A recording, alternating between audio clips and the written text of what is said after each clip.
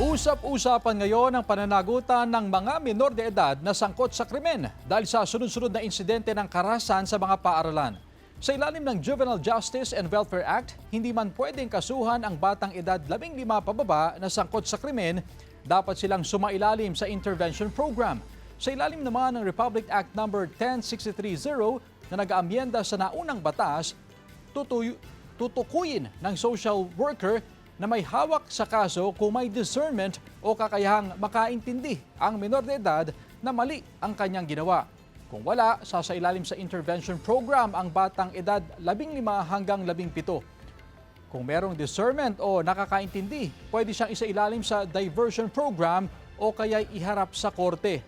Pagbabayarin din ng danyos ang mga magulang ng menor de edad maliban kung mapatunayang naging sapat ang kanilang pagbabantay sa kanilang anak.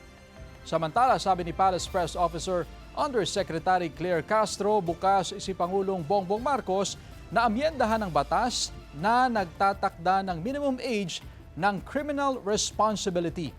Suportado rin ng Philippine National Police ang panukalang magbaba sa ganitong edad ng kriminal na pananagutan. Tutol naman ang Save the Children Philippines na ibaba ang minimum age of criminal responsibility.